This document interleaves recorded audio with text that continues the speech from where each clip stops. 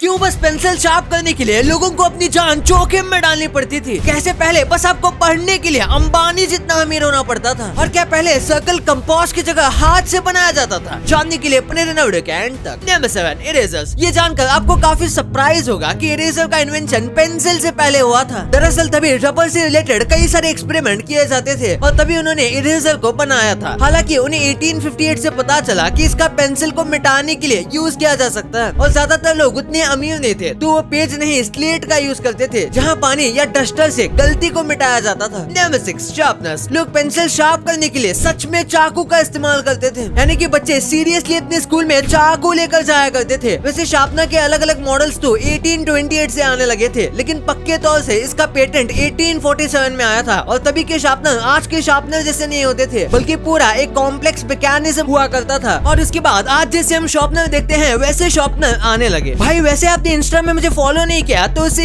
Follow कर देना, बस 10 सेकंड का ही तो काम है। Number 5, pen and pencils. पहले बॉल या जेल पेन नहीं बस फाउंटेन पेन हुआ करते थे जिसे इंक में डिप करके लिखा जाता था और फिर ऐसी फाउंटेन पेन आए जिनके अंदर इंक होती थी जिसे रिफिल करना पड़ता था और ये पेन साइज में काफी लंबे हुआ करते थे और इनमें काफी सारे इंक भरनी पड़ती थी वरना बहुत जल्दी खत्म हो जाती थी। और आज जैसे फाउंटेन पेन महंगी है वैसे ही उस समय ये बहुत महंगी हुआ करती थी और एकदम जो रिच लोग होते थे यानी कि तब के रॉयल लोग वही इसे अफोर्ड कर पाते थे, बाकी लोग स्लेट और चौक का इस्तेमाल करते थे लिखने के लिए। Number 4, geometric compass. इसके इन्वेंशन से पहले लोगों को ज्यादातर सर्कल्स बनाने की जरूरत ही नहीं पड़ती थी और अगर कभी सर्कल्स या आर्क्स बनाना भी होता था तो अलग अलग टेक्निक्स इस्तेमाल किए जाते थे और सीधा हाथ से ड्रॉ किया जाता था। वैसे रिसर्च में एंशिएंट टर्म में ज्योमेट्रिक कंपास होने की बात की गई है, लेकिन इसमें पेन नहीं बल्कि शार्प नीडल का यूज किया जाता है और नीडल से सर्कल शेप का स्क्रैच मारा जाता था और इंडिया में एंशिएंट इंडियन स्कॉलर अलग अलग सिस्टम का यूज करते थे सर्कल बनाने के लिए। Number 3, teaching. पहले आपको अच्छी टीचिंग के लिए बहुत अमीर होना पड़ता था वरना नॉर्मल लोगों को एकदम बेसिक टीचिंग उनके घर में दी जाती थी जैसे लिटरेचर की पढ़ाई, ताकि वो थोड़ी बहुत अच्छी जॉब पा सके, क्योंकि तभी इतना कुछ नौकरी के लिए भी था नहीं। वैसे कुछ बच्चे तभी बुक्स पढ़कर खुद भी नॉलेज गेन करने की कोशिश करते थे क्योंकि उनके पास और कोई चारा नहीं था। Number 2, text books. इनकी शुरुआत इंग्लैंड से हुई थी। इससे पहले सब बच्चों के लिए कोई टेक्स्ट बुक नहीं होता था और बस 2-3 सब्जेक्ट होते थे और बस कुछ ही चीजों के बारे में पढ़ाया जाता था जैसे कि इलेक्ट्रॉनिक्स, यानी कि बच्चों को जिस चीज में इंटरेस्ट है उसी चीज को पढ़ाया जाता था और तभी पढ़ाई बस नॉलेज के लिए की जाती थी क्योंकि वैसे भी पढ़ने वाले सब अमीर ही थे तो उन्हें जॉब की जरूरत ही नहीं थी। Number 1, schools. आज के टाइम पर हर कोई स्कूल जाता है, लेकिन तभी स्कूल बस अमीर लोगों की चीज थी। तब रॉयल खानदान जो होते थे उनके बच्चे स्कूल जाया करते थे क्योंकि पढ़ाई में इस्तेमाल होने वाली सारी चीजें काफी ज्यादा महंगी होती थी जैसे कि पेन, और इसमें भी पहले अमीर खानदान में भी बस लड़के स्कूल जाया करते थे। उन्हें लगता था कि लड़कियों और पढ़ाई का कोई लेना देना ही नहीं है, लड़कियों को डांसिंग, कुकिंग और ऐसी सब एक्टिविटीज सीखने की परमिशन थी और अगर कोई लड़की पढ़ना भी चाहती तो उन्हें उनके भाई, नौकरानी या फिर माँ बाप द्वारा पढ़ाया जाता था। लेकिन धीरे धीरे सब चेंज हो गया। वैसे एक बोनस फैक्ट, एक टाइम था जब इंडिया में बेस्ट एजुकेशन मिलता था। सोचिए इंडिया में 5th सेंचुरी में तक्षशिला यूनिवर्सिटी हुआ करती थी जो आज भी मौजूद है और इंडिया में एजुकेशन सबके लिए फ्री हुआ करता था। ऊपर से तब से ही साइंस, बायोलॉजी, मैथ्स ऐसे कई सारे सब्जेक्ट इंडिया में हुआ करते थे। ये बस फॉरेन अटैक्स की वजह से ये सब लॉस्ट हो गया। भाई ये तो आपको पता चल गया, पर क्या आपको पता है कि अगर आपके घर में पुराना फोन है तो आपको घर छोड़ना पड़ सकता है? कैसे सोते समय ब्लैंकेट ओढ़ने से आप अपनी ही कब्र खोद रहे हो और कैसे बस आप अपने कानों में बर्ड्स करके हमेशा के लिए बहरे हो सकते हो। भाई ये वीडियो तो आपके लिए बहुत जरूरी है तो इसे दबाओ और अभी देख लो। और अभी तक ये वीडियो को लाइक नहीं किया है तो लाइक कर देना और अभी तक चैनल को सब्सक्राइब भी नहीं किया है तो उसे भी कर देना। मिलते हैं अगले वीडियो में, तब तक के लिए बाय।